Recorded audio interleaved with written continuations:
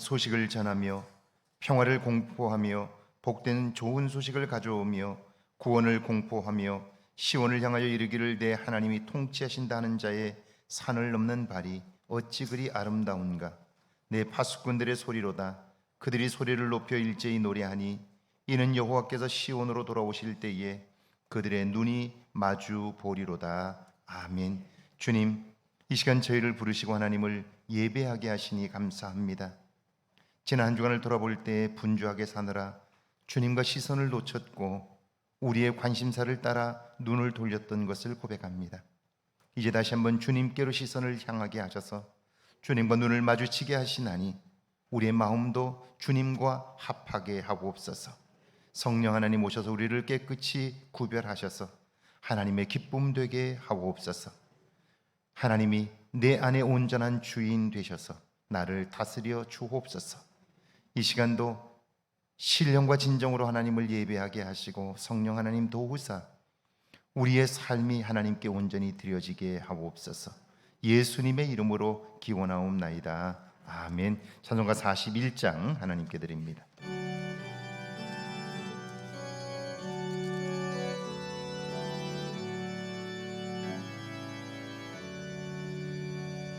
내 영혼아 주 찬양하여라.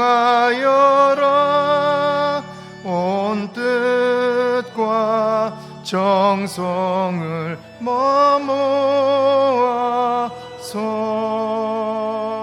사랑과 은혜 풍성하시니 주 안에 참된 기쁨이 넘치도다.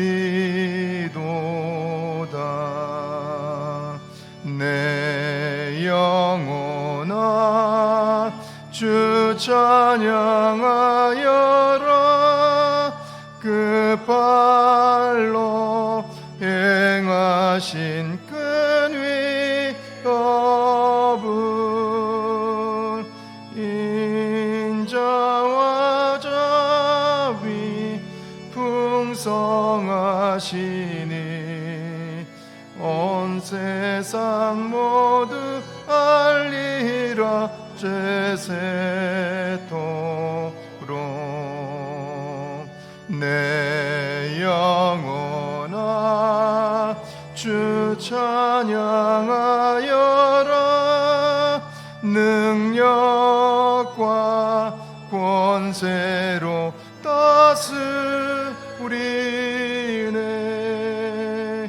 교만한 자는 물리치시고 이 낮고 나난 백성들 높이시네. 내 영혼아 주 찬양하여라. 하나님 약속은 늘 신실해. 온 세상 향해 크게 말하라. 내 주님 위대하심을 영원토록. 아멘.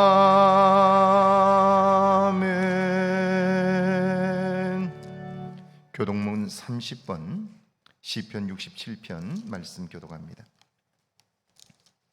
교동문 30번 시편 67편 말씀 교독합니다. 하나님은 우리에게 은혜를 베푸사 복을 주시고 그의 얼굴빛을 우리에게 비추사 하나님이여 민족들이 주를 찬송하게 하시며 온 백성은 기쁘고 즐겁게 노래할지니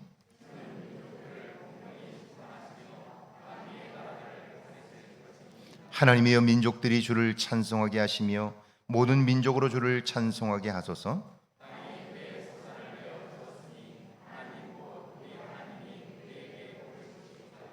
하나님이 우리에게 복을 주시리니 아멘. 사도신경으로 우리의 신앙을 고백합니다. 전능하사 천지를 만드신 하나님 아버지를 내가 믿사오며 그 외아들 우리 주 예수 그리스도를 믿사오니 이는 성령으로 잉태하사 동정녀 마리아에게 나시고 본디오 빌라도에게 고난을 받으사 십자가에 못 박혀 죽으시고 장사한 지 사흘 만에 죽은 자 가운데서 다시 살아나셨으며 하늘에 오르사 전능하신 하나님 우편에 앉아 계시다가 저리로서 산 자와 죽은 자를 심판하러 오시리라. 성령을 믿사오며 거룩한 공회와 성도가 서로 교통하는 것과 죄를 사하여 주시는 것과 몸이 다시 사는 것과 영원히 사는 것을 믿사옵나이다. 아멘. 자리에 앉으셔서 찬송가 192장 하나님께 드립니다.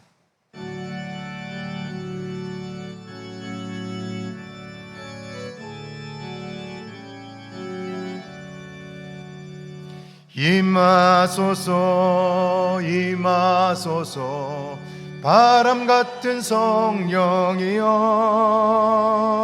에스겔의 골짜기에 불어닥친 생명바람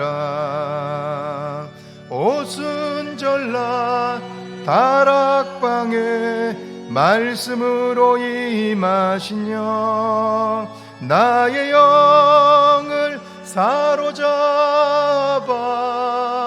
새로 나게 하옵소서. 임하소서 임하소서 불과 같은 성령이여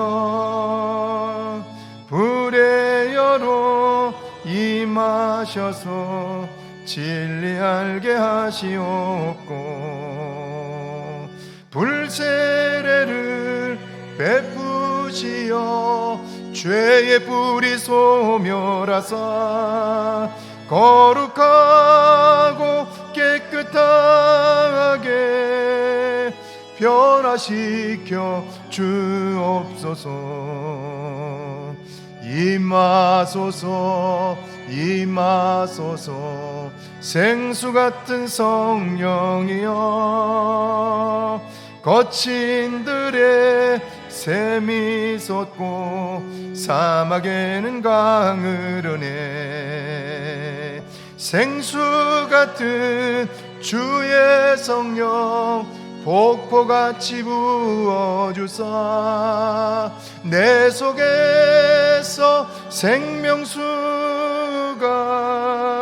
흘러나게 하옵소서. 임하소서 임하소서 기름 같은 성령이여 은혜로서 치료하고 사랑으로 싸매시어 나의 영광 나의 삶이 강건하게 보존받아 어두운 세상 밝히다가 들림받게 하옵소서. 아멘. 박용란 집사님 기도하십니다.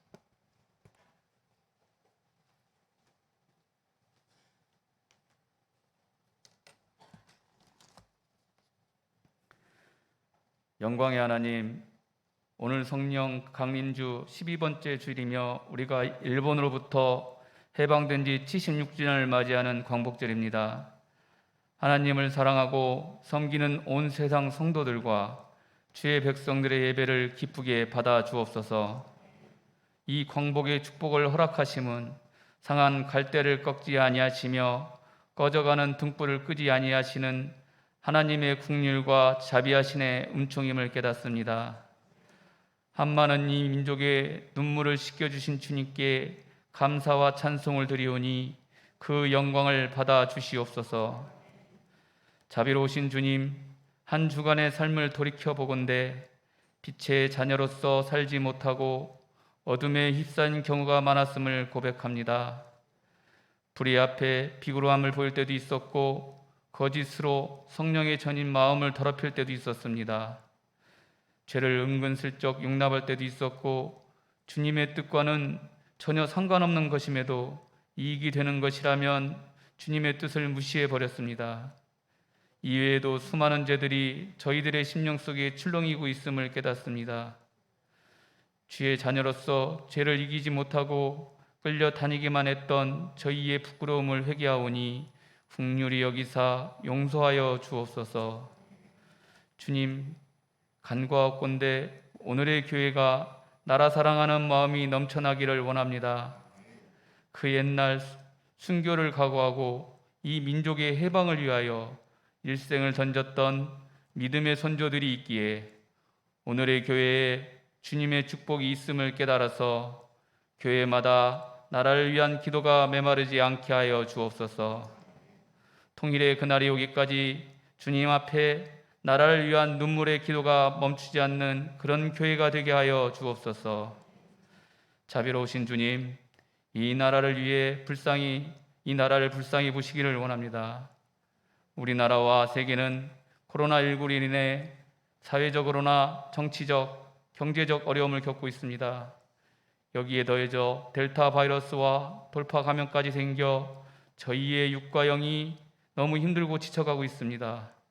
주님, 이 어려운 가운데서도 가장 피부로 느끼는 경제적 어려움이 저희를 더욱 힘들게 합니다.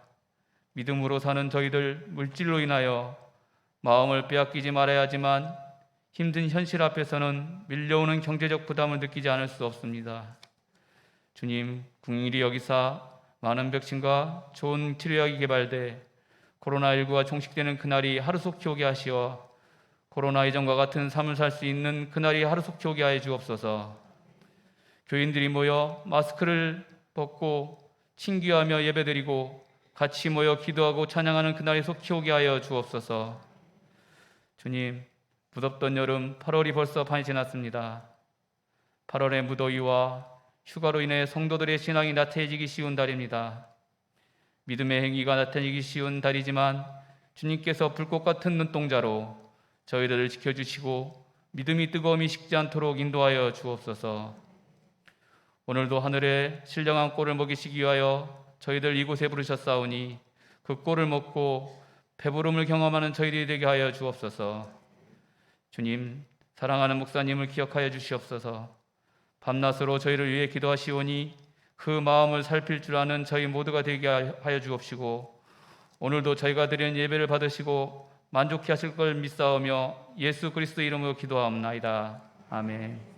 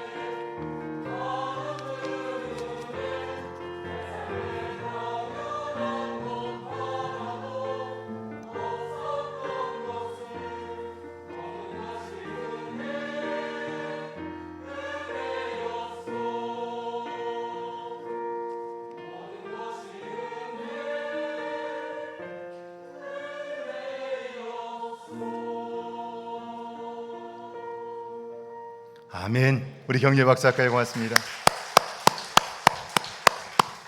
할렐루야. 예배 오신 여러분들을 주의 이름으로 환영합니다. 오늘은 성령 강림후 12번째 주일이고요, 광복 주일입니다. 이 땅에 해방을 주신 하나님께 감사하고 성령의 능력 안에서 은혜 충만한 한 주간이 되시기를 바랍니다.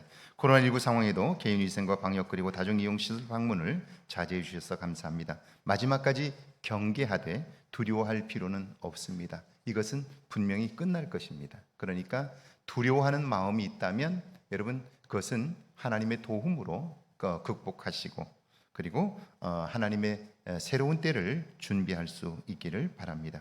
보고서는 필사성경 구입에 많은 분들이 참여해 주셔서 감사합니다. 구입하신 분들은 사무실에서 받아가시. 입구에 준비되었나요? 사무실에 있습니다. 사무실에서 받아가시기를 바랍니다. 교회학교 여름 행사가 오늘로서 마치게 됩니다. 그동안 수고해 주신 목사님과 선생님들에게 진심으로 감사를 드리고 중고등부와 청년부는 일정을 뒤로 미루었습니다. 마지막까지 기도해 주시길 바랍니다. 우리 애쓰신 분들을 위해서 감사의 박수 한번 할까요? 고맙습니다. 고맙습니다. 최근에 제가 여러 목사님들에게서 듣는 이야기입니다. 보이스피싱 범죄로 인해서 어려움을 겪는 분들이 정말 많습니다. 특별히 나이 드신 분들의 피해가 위험 수위를 넘고 있습니다. 통장에 돈을 옮기라거나 자녀가 위험 가운데 있다는 전화를 받으시면 일단 끊으시기를 바랍니다. 그리고 제게 전화를 하시든지 교회로 전화를 하셔서 물어주시면 저희가 직접 달려가서 무슨 상황인지 한번 알아보도록 하겠습니다. 요즘은 정말 교묘해졌어요. 제가 지난번에 목사님들 만나러 어딜 갔는데 문자가 왔어요. 저희 아이 이름으로 문자가 왔는데 액정이 깨졌다고, 그러면서 지금 전화가 액정이 깨져서 전화가 안 되니까 빨리 돈을 좀 보내달라고 하는 문자였어요. 그러니까 전화가 안 된다고 하니까 문자로만 하는데 문자가 계속 오는 거예요. 저도 깜짝 놀라고 그래서 연락을 하는데 연락이 안 되는 거예요. 그래서 당황을 했었는데요. 교묘해지고 있어요. 그러니까 나이 드신 어른들은 당황하지 마시고 그런 전화를 받으시니까 절대로 무슨 검찰청이나 경찰서에서 또는 금감원에서 여러분의 통장에 관해서 묻지 않아요. 그리고 돈을 옮기라고 하지 않아요. 그런데도 당황하면 그런 일들을 겪게 되는데, 일단 그런 돈을 옮기라거나 어디로 가라거나 이런 일들이 있으면 사무실로 연락을 하시고요. 아니면 가까운 젊은 분들에게 이야기를 하시면 그러면 도움을 주실 거예요. 아시겠죠? 대답을 안 하시네요. 젊은 사람도 당할 수 있고요. 다 누구나 당할 수 있어요. 그러니까 여러분들 기억하시고, 일단 나이 드신 어른들은 그런 일이 있으면 당황하지 마시고 전화를 끊어야 돼요. 일단 끊고 교회로 연락해 주시면 저희들이 할 수 있도록 하겠습니다.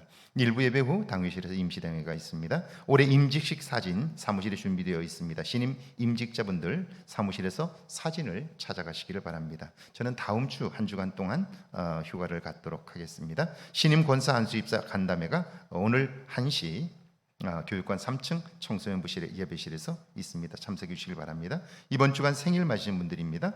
박영숙 권사님, 조은숙 성도, 이호능 집사님, 김명곤 권사님, 정순조 집사님, 박용식 집사님, 이영애 권사님, 조인식 권사님, 유길선 집사님입니다. 축하의 박수 한번 할까요?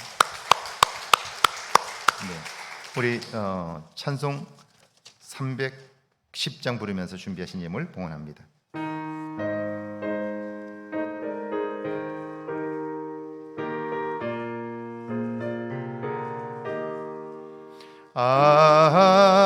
하나님의 은혜로 있을 데 없는 자 왜 구속하여 주는지 난 알 수 없도다. 내가 믿고 또 의지함은 내 모든 형편 아시는 주님 늘 보여 주실 것을 나는 확실히 아네. 왜 내게 굳센 믿음과 또 복음 주셔서 내 마음이 항상 편한지 난 알 수 없도다. 내가 믿고 또 의지함은 내 모든 형편 나시는 주님 늘 보해 주실 것을 나는 확실히 아네. 왜 내게 굳센 믿음과 나의 마음 감동해.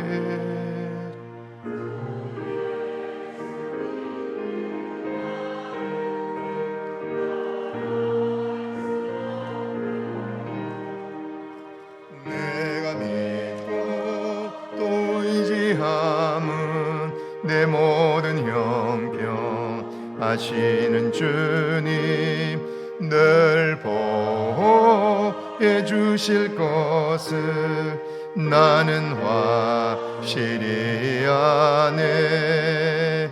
주 언제 강림하실지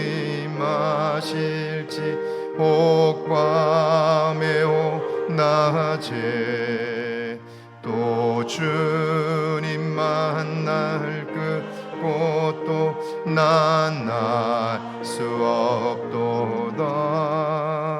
내가 믿고 또 의지함은 내 모든 형편 아시는 주님 늘 보호해 주실 것을 나는 확실히 아네. 아멘. 전영희 목사님 감사함을 드렸습니다. 김정은 장로님 감사함을. 전능하신 주님 인도하시고 도우심에 순종하게 하소서. 윤석기, 박묘영. 전능하신 주님 인도하시고 도우심에 순종하게 하소서. 윤정희, 황서영. 전능하신 주님 크신 은혜 감사해요. 황옥순 권사님. 주님 은혜로 하루하루를 살아가게 하시니 감사합니다. 김옥주 권사님, 우경혁 권사님, 황대성 집사님 감사함을. 새벽 기도를 통해 주시는 하나님의 은혜와 사랑을 감사합니다. 김기훈, 김수영 권사님 감사함을. 지난 한 주간도 은혜 주심에 감사하고 항상 마음에 평강 주시니 감사합니다. 권인영 성도님, 박노승 권사님, 김지은 하나님 은혜 감사합니다. 하나님 은혜 감사합니다. 안궁선이 집사님, 주님 범사에 감사합니다. 고종환 집사님, 박정혜 권사님, 손말순 권사님, 문정숙 권사님, 이복육 김옥송 권사님, 무명으로 감사함을. 아동부에서 선교회물 강용순 권사님 1,000번제물 드렸습니다. 기도합니다. 전능하신 하나님 아버지, 이 땅을 사는 동안 하나님의 은혜를 알게 하시고 하나님의 도움을 쫓아 살도록 우리를 부르셨으니 감사합니다. 돌아보면 은혜 아닌 것이 없고 하나님의 도움 아닌 것이 없음을 고백하나니 그 마음을 갖고 사는 저 마음들이 복되게 하시고 그곳에 채우시는 하나님의 손길을 날마다 눈으로 보게 하옵소서. 말씀에 순종하며 살기를 다짐하는 주의 종들을 붙드시고 그의 마음이 주의 오른손에 붙들린 바 되어 거룩하고 아름다운 일들을 꿈꾸게 하시고 꿈꾸는 일들마다 눈앞에 보여지도록 역사하여 주옵소서.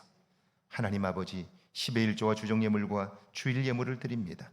말씀에 순종한 예물 드리오니 주여 드려진 그 마음들이 복되게 하시고 은혜로 가득 채워지게 하셔서 하나님 행하시는 일들로 인한 감동이 우리 안에 있게 하옵소서. 그래 사는 날 동안 지치지 않게 하시고 날마다 채우시는 하나님의 손길로 인한 기쁨이 가득하게 하옵소서. 여러 모양으로 감사하는 손길들을 기억하소서.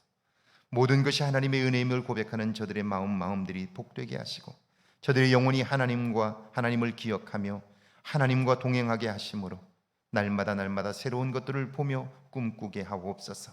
기도하게 하시고 기도할 때마다 응답하시는 하나님의 손길을 보게 하옵소서. 감사함이 더욱 풍성하도록 역사하여 주옵소서.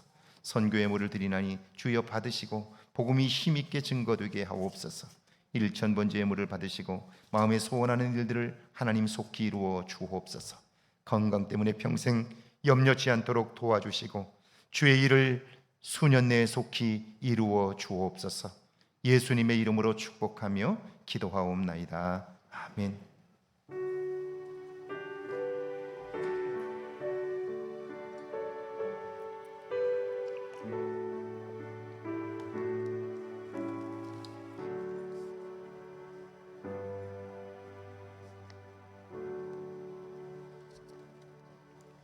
오늘 저에게 주시는 하나님의 말씀은 구약성경 신명기 5장 20절 말씀. 신명기 5장 20절 말씀, 신약성경 히브리서 12장 1절에서 3절까지 말씀입니다. 먼저 우리 구약성경 신명기 5장 20절 말씀입니다. 함께 봉독합니다. 신명기 5장 20절 말씀입니다. 함께 봉독합니다. 내 이웃에 대하여 거짓 증거하지 말지니라. 아멘. 우리 신약성경 히브리서 12장 1절에서 3절까지 말씀입니다. 히브리서 12장 1절에서 3절까지 말씀 한 목소리로 함께 봉독합니다. 히브리서 12장 1절에서 3절까지 말씀입니다. 함께 봉독합니다. 이러므로 우리에게 구름같이 둘러싼 허다한 증인들이 있으니 모든 무거운 것과 얼매기 쉬운 죄를 벗어버리고 인내로서 우리 앞에 당한 경주를 하며 믿음의 주요 또 온전케 하시는 이인 예수를 바라보자. 그는 그 앞에 있는 기쁨을 위하여 십자가를 참으사 부끄러움을 개의치 아니하시더니 하나님 보좌 우편에 앉으셨느니라. 너희가 피곤하여 낙심하지 않기 위하여 죄인들이 같이 자기에게 거역한 일을 참으신 이를 생각하라. 아멘. 하나님의 말씀입니다. 할렐루야. 이번 한 주간에도 하나님의 은혜와 사랑이 여러분과 여러분의 가정에 넘치기를 주의 이름으로 축원합니다. 축원합니다. 우리 앞뒤 옆 사람과 한번 인사할까요? 만나서 반갑습니다. 한 주간도 평안하십시오. 한번 인사하시죠. 네, 뒤에 분들도 한번 인사하실까요? 네. 이제 날씨가 더위가 한풀 꺾였습니다. 아침 저녁으로 선선해졌습니다. 무더위에 고생 많으셨습니다. 이제 가을에 주시는 하나님의 은혜가 여러분과 여러분의 삶에 있기를 주의 이름으로 축복합니다. 1999년 12월 31일 미국의 타임지는요, 새로운 천년을 맞으면서 지난 1000년 동안, 그러니까 천년대 1001년부터 1999년까지 지난 1000년 동안 가장 위대한 인물을 뽑았습니다. 누굴까요? 몽골 제국의 황제 칭기스칸입니다. 저는 개인적으로 이런 타임즈의 결정을 의외로 받아들였습니다. 왜냐하면 우리는 세계사를 통해서 수없이 많은 위대한 인물들을 배웠어요. 그런데 칭기스칸은 서양 중심의 세계사 속에서 그다지 중요한 인물로 부각되지 않았어요. 그럼에도 타임지가 가장 위대한 인물로 칭기스칸을 선정했다는 것은 그가 얼마나 위대한 삶을 살았는가를 보여주는 거죠. 중세 영국 최고의 시인이며 영시의 아버지라고 불리는 제프리 초서가 칭기스칸을 이렇게 평가했습니다. 이 고귀한 왕이 당대의 큰 명성을 떨쳤으니 이 세상 어디에도 그와 같이 모든 점에서 뛰어난 왕은 없었다. 그는 강인하고 지혜로웠으며 정이 많았다. 그는 약속은 반드시 지켰으며 자비롭고 용맹스러웠다. 그는 공정한 사람이었으며 왕의 직위를 현명하게 잘 수행했다. 이 세상 어디에도 그와 같은 사람은 없다. 그렇게 평가했어요. 그는 칭기스칸에 대하여 사람이 받을 수 있는 모든 찬사를 동원했습니다. 그렇다면 칭기스칸의 무엇이 유럽 지성인들의 마음을 사로잡았을까요? 사람은요, 성공하거나 무엇을 큰 일을 이루고 나면 그 사람의 내면이 드러납니다. 칭기스칸이 드디어 몽골 제국의 칸 황제가 되었습니다. 그의 말이 곧 법이고 그리고 제국을 자기 마음대로 할 수 있습니다. 그런데 그는요, 그 모든 권력을 쥐었음에도 불구하고 그리고 누구도 넘볼 수 없는 강력한 제국을 만들었음에도 불구하고 사치를 멀리하고 절제를 생활화했습니다. 양치는 목동이나 말모리들과 똑같은 옷을 입었고요, 똑같은 음식을 먹었습니다. 전쟁을 할 때에는 병사들과 똑같이 모포 한 장을 덮고 잤고요, 문제가 있으면 즉시 병사들과 함께 모여 원탁회의를 주관했습니다. 군대의 총사령관이자 황제니까 백성이나 병사들이 두려워할 수 있잖아요. 감히 어떻게 병사가 황제 앞에 나아갈 수 있겠어요? 자기 이야기를 할 수 있겠어요? 그걸 알고 있는 이 황제는 병사들에게, 백성들에게 쉽게 자기 이름을 부르도록 그렇게 합니다. 그러니까 왕이여 이렇게 부르는 게 아니고요, 칭기스칸의 이름을 부르도록 했다는 거예요. 대단한 거죠. 게다가 그는 자신의 약점과 부족함을 알고 있었어요. 그래서 매일 일어나면 제일 먼저 기도했고요, 전쟁터에 나가기 전에는 반드시 인근의 산에 올라가 기도했습니다. 자기를 돌아보는 거죠. 성찰하는 거예요. 자신의 부족함을 깨닫고 인정하는 사람은요, 다른 사람의 말에 귀를 기울입니다. 신분이나 계급에 상관없이 그는 귀를 열었고요, 특별히 종교 지도자들의 가르침에 경청했습니다. 사람들은 흔히 그가 무력으로 유라시아를 정복했다고 생각해요. 그러나 그는 정복에 나서기 전에 반드시 먼저 정중하게 교역 사절단을 보냅니다. 우리는 당신들과 전쟁할 마음이 없습니다. 우리와 함께 교역합시다. 죽고 죽이는 전쟁은 하지 맙시다. 그렇게 친서를 써서 보냈어요. 그것은 정치적 제스처가 아니라 그의 진심이었어요. 그가 그렇게 제안했던 것은 그가 나라를 세우고 그 나라를 통치해 보니까요, 한 10년에 한 번쯤은 항상 위기가 오는 거예요. 가뭄과 한파가 닥칩니다. 그러면 굶어 죽을 수밖에 없는 상황이 도래하는 거예요. 굶어 죽을 수는 없으니까 어쩔 수 없이 국경을 넘게 되는데, 그러면 보복이 돌아옵니다. 죽고 죽이는 악순환이 계속되는 거예요. 그래서 그는요, 주변국들과 안정적인 교역 시스템을 원했어요. 전쟁이 아니라 상생하는 길을 찾고자 했던 거죠. 그런데 주변의 모든 제국과 제후들은 칭기스칸과 몽골 제국을 무시합니다. 조롱해요. 결과적으로 칭기스칸은 세계 최고의 정복자가 되었지만, 그러나 그는 결코 전쟁을 좋아한 사람이 아니었다는 거예요. 그렇게 말할 수 있는 것이, 전쟁에서 승리하면 대부분의 장군이나 왕들은요, 성 안의 남자들을 다 죽입니다. 불을 질러 성을 온통 쑥대밭으로 만들어요. 포로로 끌고 가서 노예로 삼습니다. 그런데 칭기스칸은요, 그 나라를 속국으로 삼지 않아요. 백성들을 처벌하지도 않습니다. 다만 안정적인 관계를 맺어 함께 더불어 사는 거예요. 그러니까 칭기스칸은 전쟁을 통해서 원수를 만드는 게 아니라 친한 이웃을 만들어가는 거예요. 그들이 위기를 만나면 보호해주는 보호자의 역할도 하니까요, 전쟁을 하지 않아도 스스로 이 몽골 제국의 우산 아래 들어오고자 하는 나라들이 많아졌던 거죠. 자, 칭기스칸은 이 전쟁을 통해서 전 세계 사람들의 마음을 얻었습니다. 역사상 이런 정복자가 있었나요?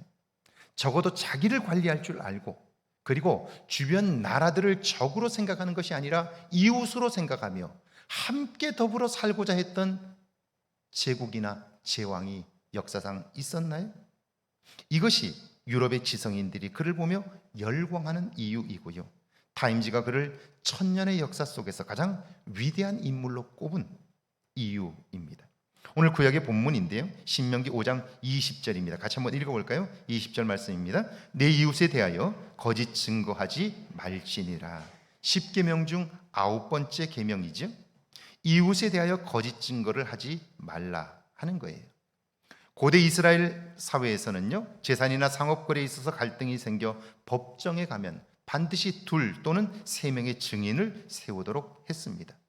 이것은 재판을 하는 사람의 잘못된 판결이나 부족함을 극복하기 위한 제도지요. 거짓된 증언으로 사실이 왜곡되는 것을 막기 위함이에요. 여러분, 인간이 살아가는 세상에 기본적으로 이것이 지켜지지 않으면 그 사회는 오래 갈 수 없습니다. 그런데 이후에 이스라엘 역사를 보면요, 이 계명은 수없이 왜곡되었어요. 인간의 역사는 결국 이 계명을 지키지 않았고요, 교묘하게 이 계명을 어기며 살아왔어요. 열왕기상 21장에 보면 나봇의 포도원 이야기가 나옵니다. 나봇의 포도원이 사마리아 왕 아합의 성 부근에 있었어요. 어느 날 아합 왕이 내가 너의 포도원에 채소를 심고 싶다는 거예요. 그러면서 그 밭을 내게 넘기라고 그래요. 그러면 만약 네 밭을 내게 넘기면 내가 더 좋은 포도원을 너에게 줄 것이다. 만약 현금을 원한다면 후하게 쳐주겠다. 그렇게 이야기를 해요. 왕은 대통령과 다릅니다. 그 나라의 모든 것이 왕의 것이고요, 백성도 왕의 소유입니다. 그러니까 점잖게 제안을 한 거죠. 그런데 나봇은 이렇게 말합니다. 내 조상의 유산을 왕에게 넘기는 것을 하나님도 금하실 것입니다. 그렇게 이야기해요. 이 말은 조상들에게 받은 유산을 나의 이익과 욕심을 위해 바꾸고 돈으로 챙겨받는 것을 하나님도 기뻐하지 않습니다. 그런 이야기예요. 정중하게 거절을 한 거지요. 왕이지만 하나님이 기뻐하지 않는다는데 할 말이 없지요. 그래서 아합 왕은요 고민합니다. 가지고 싶은데 가지지 못하니까 결국 갈등을 하게 되다가 그는요 답답해서 식사도 제대로 하지를 못해요. 그걸 본 왕비 이세벨이 왕께 묻습니다. 나봇의 포도원 때문인 것을 알게 된 왕비는요 자기가 그 포도원을 왕에게 돌려드리겠다고 약속을 해요. 왕비는요 왕의 어인이 찍힌 어명을 나봇이 사는 성의 귀족과 장로들에게 보냈어요. 그리고는 거기에는 이렇게 쓰여 있습니다. 당신들은 즉시 금식을 선포하고 그리고 함께 모여 기도하시오. 그때 그 나봇을 가장 윗자리에 앉히라는 거예요. 그리고 두 사람의 불량배를 그 앞에 세워 나봇이 하나님과 왕을 저주했다고, 저런 자는 돌로 쳐야 한다고 증언하게 하라는 거예요. 여러분, 두 사람의 증언이 있으면 유죄지요. 결국 나봇의 포도원은 왕의 소유가 되었어요. 거짓된 증인으로 인하여 죄 없는 나봇은 죽임을 당하고 만 거예요. 그런데 결말이 뭔 줄 아세요? 하나님이 엘리야 선지자를 보내서 이렇게 말씀합니다.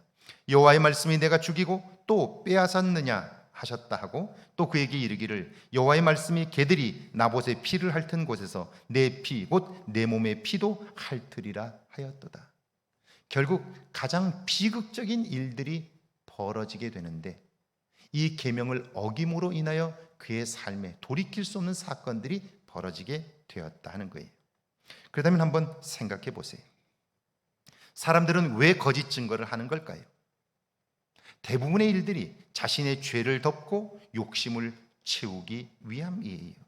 그걸 위해서 완전 범죄를 꿈꾸는 거예요. 성경은 이것을 하나님 노릇이라고 말해요. 자기가 하나님처럼 생각하고 행동하는 거예요. 그러고 보니까 제3계명 하나님의 이름을 함부로 사용하지 말라라는 계명은요 하나님을 사람처럼 여기면 결국 우리는 죄된 길에 설 수밖에 없다.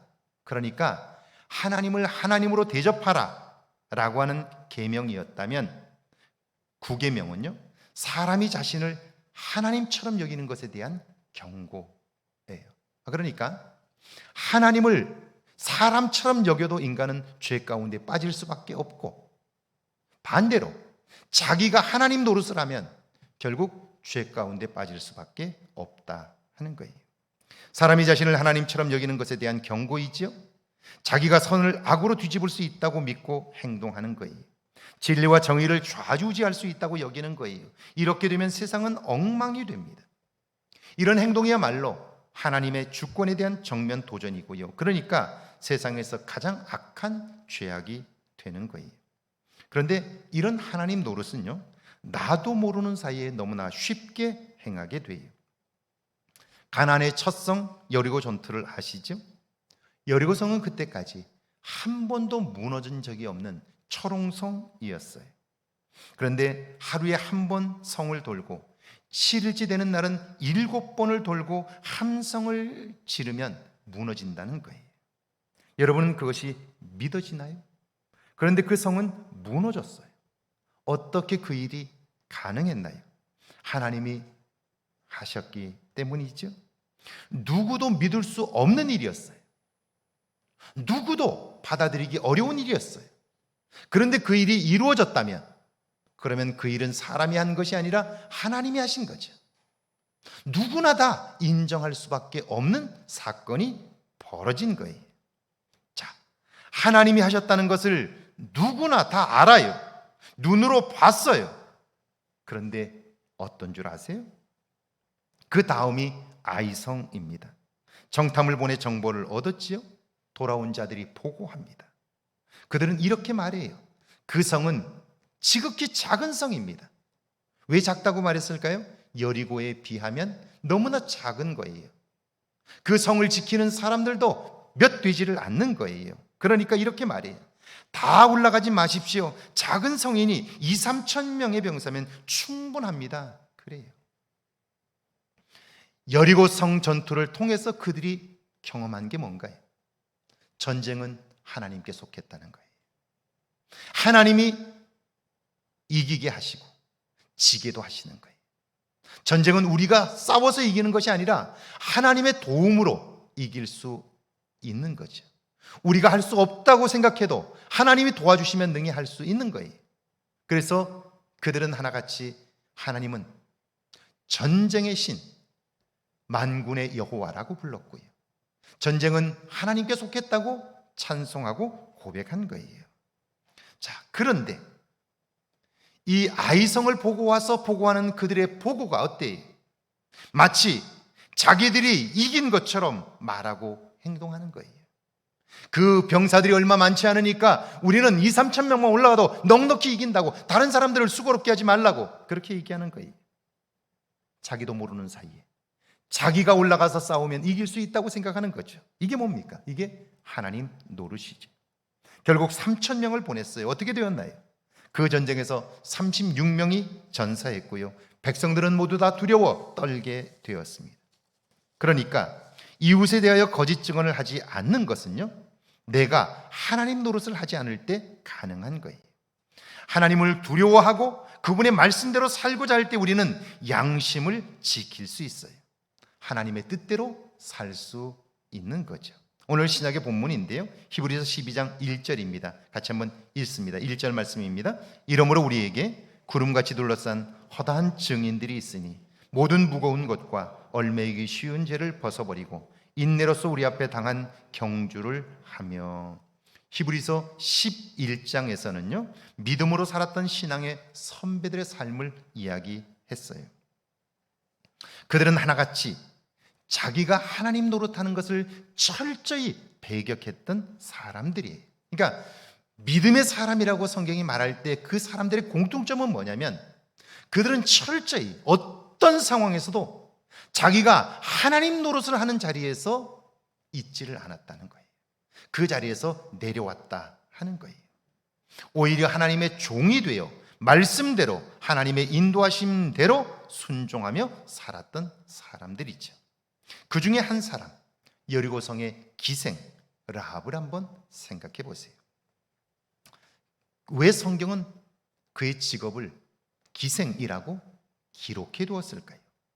천한 직업이었기 때문이죠.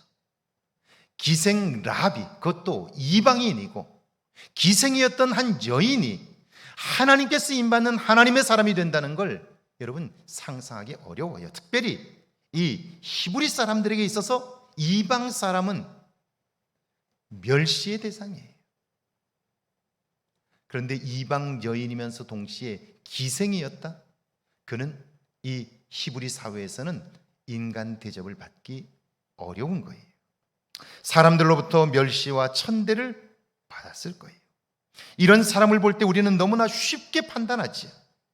하나님과는 거리가 멀다고 여기는 거예요. 그런데 그에 관한 히브리서의 기록은요, 놀랍습니다. 믿음으로 기생 라합은 정탐꾼을 평안히 영접하였으므로 순종하지 아니하는 자와 함께 멸망하지 아니하였도다. 그렇게 말해요. 이때 그녀가 가진 믿음 때문에 그는 비록 기생이었지만, 그는 이방 여인이었지만, 멸망하는 성 여리고에 있었지만 함께 멸망하지 않았다는 거예요.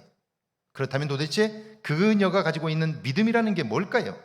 막연하고 형식적인 것이었을까요? 그렇지 않습니다. 그가 정탐꾼들을 숨겨주며 그렇게 하는 이유를 밝혔어요. 그러니까 그가 가지고 있는 믿음의 내용이 뭔지를 그가 이렇게 고백한 거예요. 여호와께서 이 땅을 너희에게 주신 줄을 내가 아노라. 이는 너희가 애굽에서 나올 때에 여호와께서 너희 앞에서 홍해물을 마르게 하신 일과 너희가 요단 저쪽에 있는 아모리 사람의 두 왕 시혼과 옥에게 행한 일, 곧 그들을 전멸시킨 일을 우리가 들었음이라. 그렇게 이야기를 해요. 그는 비록 이방 여인이었지만, 그는 천한 기생 일을 하고 있었지만, 그러나 그 속에 믿음이 있었다는 거예요. 그 믿음은 다른 어떤 것이 아니라 하나님이 하신 일을 들었고 알게 되었고, 하나님이 그런 분이다, 하나님은 어떤 상황에서도 구원하시는 분이다, 그 하나님을 믿었다는 거예요. 그는 홍해를 갈라 육지처럼 건너게 하신 하나님을 믿었어요. 그리고 그들은 한 번도 전쟁을 준비해 본 적이 없는, 훈련 받아본 적이 없는 사람들이에요. 그런데 직업적으로 전쟁을 준비한 두 왕, 그들과 싸워 이긴 거예요. 누가 이기게 했나요? 하나님이 이기게 하신 거죠. 그 하나님을 믿었던 거예요. 그리고 그 하나님이 이 가나안 땅을 그들에게 주셨다는 사실도 알고 믿었던 거예요. 그러니까 믿음이란, 견고한 믿음, 성장하는 믿음이란 무턱대고 믿는 것이 아니라 알고 믿는 거예요. 하나님이 어떤 분인지, 하나님은 지금 어떤 일을 행하고 계신지, 하나님은 이 땅을 어떻게 다스리고 계신지를 주목하여 보고 알고, 그리고 그 하나님을 믿는 믿음, 살아있는 믿음이 있는 거죠. 하나님은 이런 믿음의 사람을 찾고 계신 거예요. 그런데 사람은 어때요? 자기가 하나님 노릇을 하니까요, 저 사람은 기생이어서 안 돼, 저 사람은 이방인이어서 안 돼, 저 성은 멸망할 성인데 그 성 안에 있으니까 안 돼, 이렇게 생각하는 거죠. 이게 뭐예요? 자기가 하나님 노릇을 하고 있는 거예요. 헛똑똑인 거죠. 하나님이 하신 일을 믿는 그 믿음은 두려움 가운데서도 담대하게 해요. 성이 무너지는 날 그 믿음이 라합과 가족들을 구원했어요. 그것이 끝일까요? 그렇지 않아요. 신약 성경에 오면 마태는 이스라엘 조상들의 역사를 기록하면서 이렇게 기록했어요. 살몬은 라합에게서 보아스를 낳고, 보아스는 루렛에게서 오벳을 낳고, 오벳은 이새를 낳고, 이새는 다윗 왕을 낳느니라. 보세요. 살몬은 라합에게서, 이 라합이 누굽니까? 이 라합이 여리고성에 있었던 기생 라합이라고 해요. 사람들은 그녀를 이방인이라고 멸시했지만, 기생이라고 천시 여겼지만, 그러나 하나님은 믿음의 사람 라합을 들어 이스라엘의 위대한 왕 다윗의 조상이 되게 하셨다는 거예요. 오늘도 그 하나님은 똑같은 일들을 이루고 계시는 거죠. 자, 결국 라합을 통해서 우리에게 주시는 말씀이 뭔가요? 어떤 시대, 어느 형편에 있든지 하나님을 하나님으로 대접하며 살았던 사람, 그 사람을 하나님은 반드시 사용하신다는 거예요. 자기가 하나님의 자리를 차지하고 자기 자신을 과시하며 사는 사람이 아니라 하나님을 높이되 낮은 자리로 내려와 하나님을 자기 자신의 최고의 기쁨으로, 최고의 영광으로 섬기는 그 사람을 통해서 하나님은요, 이 땅에 살아계심을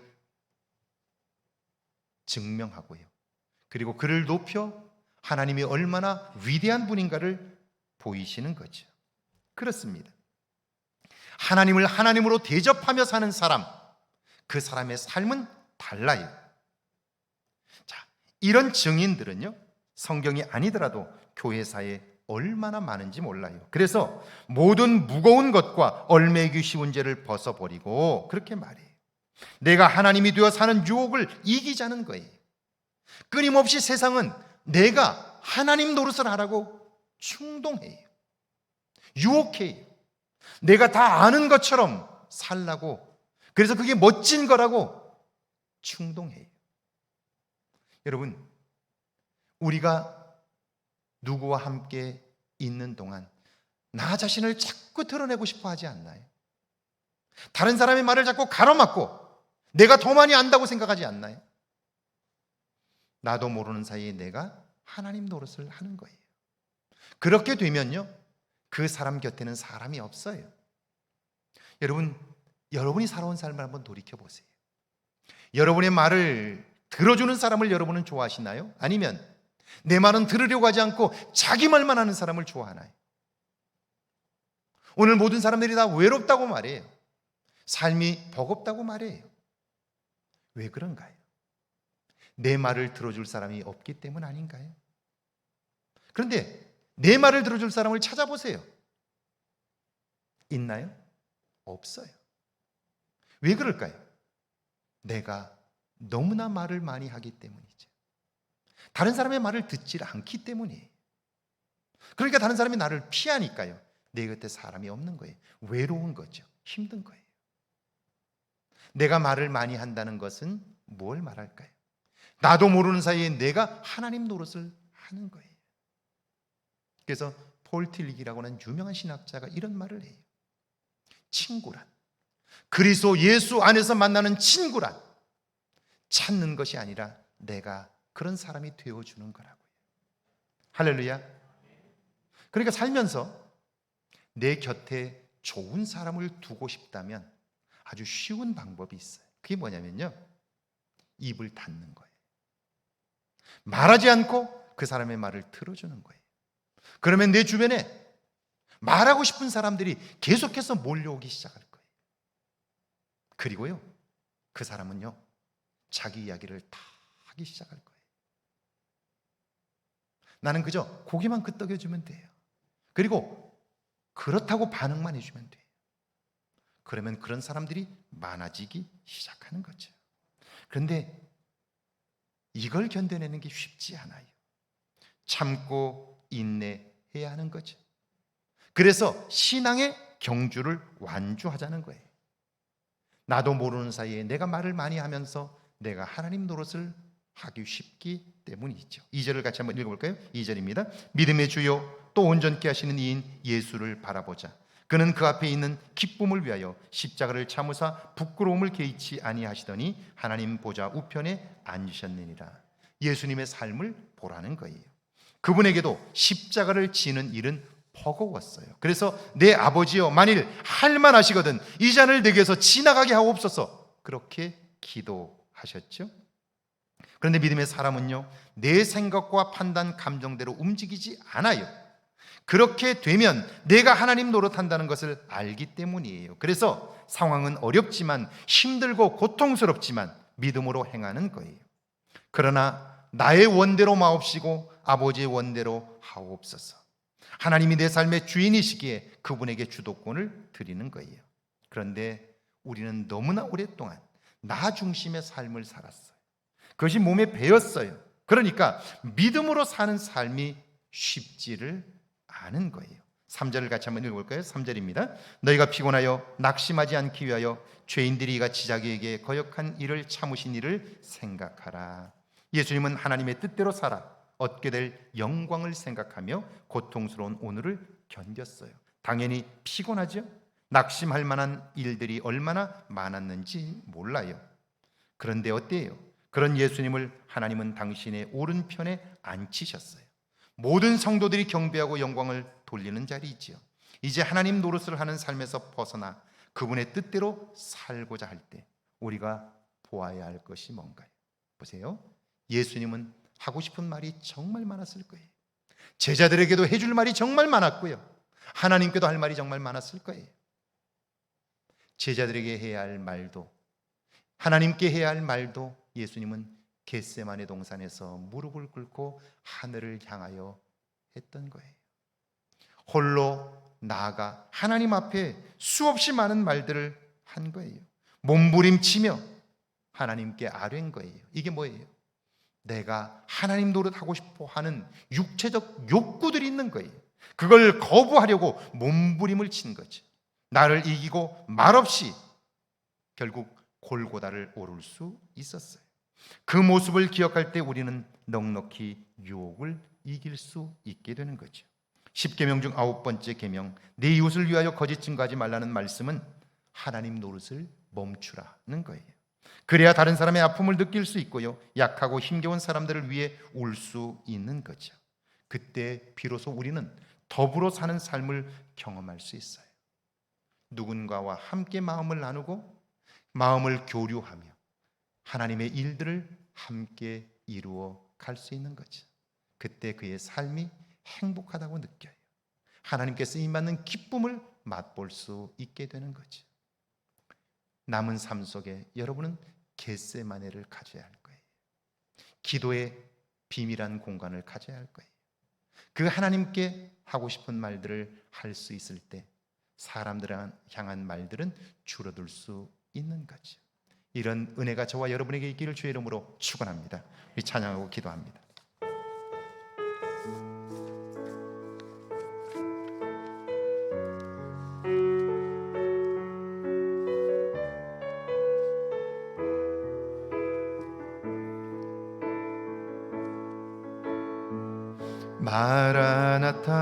마라나타 주 예수여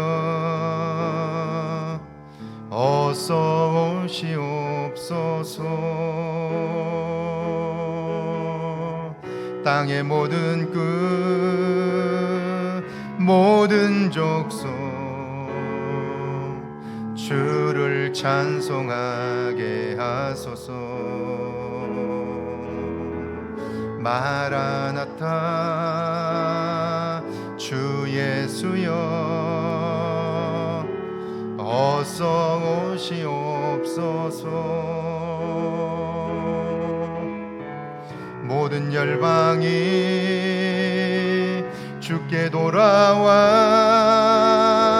춤추며 경배하게 하소서.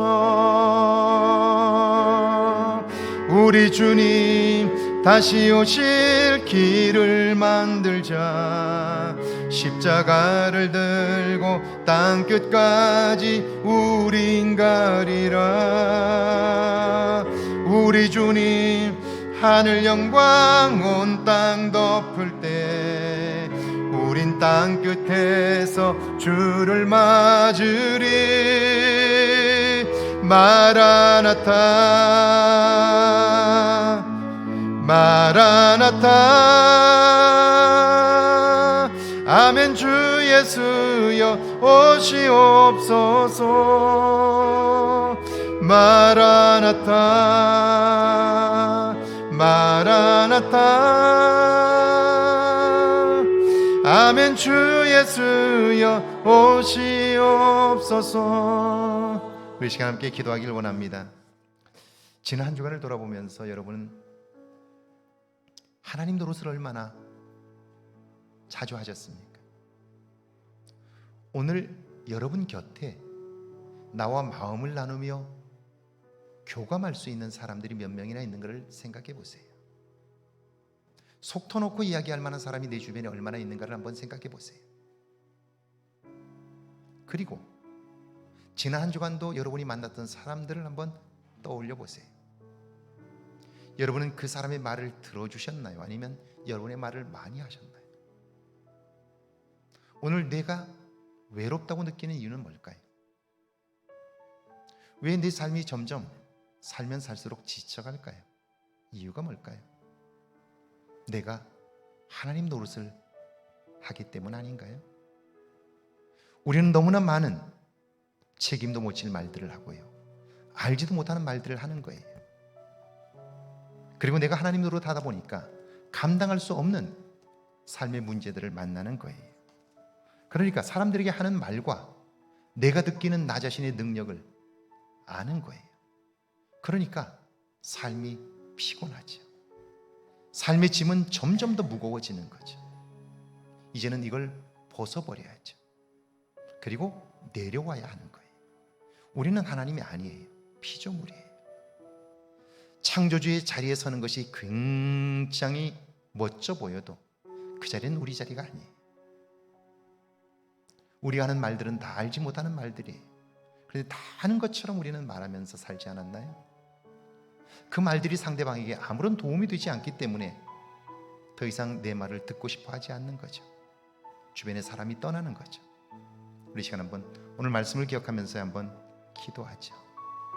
하나님 노릇하는 자리에서 내려오게 해달라고요. 그리고 이제는 나만의 하나님을 만나는 겟세마네를 갖게 해달라고요. 그래서 힘들고 어렵지만 골고다를 묵묵히 오름으로 나를 높이시는 하나님을 경험하게 해달라고요. 함께 오늘 말씀을 기억하면서 기도합니다. 하나님 아버지, 은혜와 사랑을 감사합니다.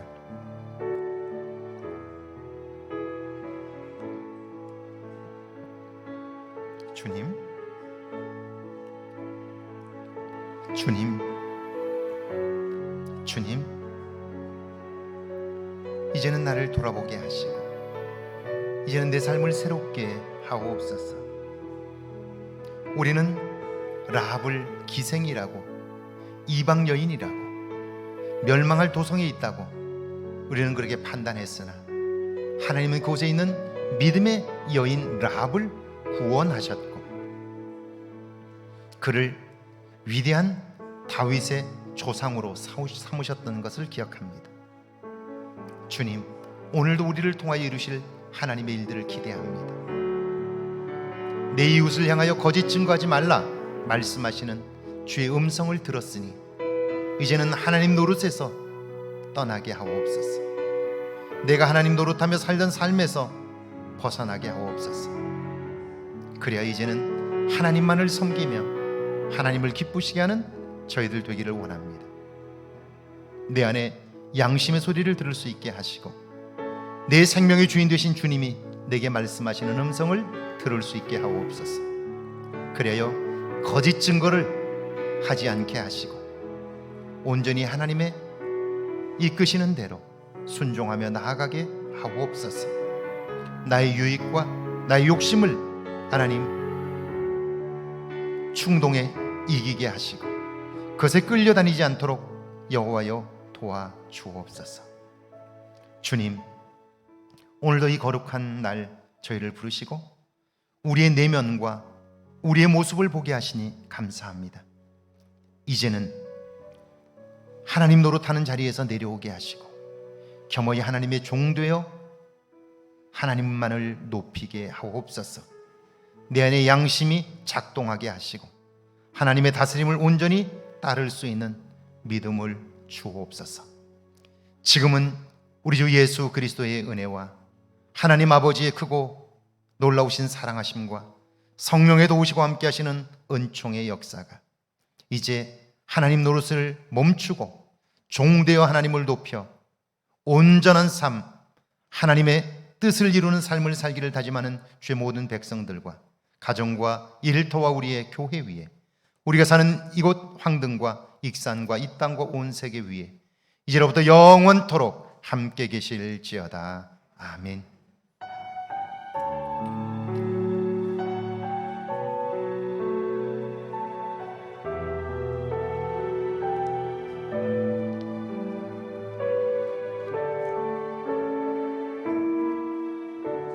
예배를 마쳤습니다. 한 주간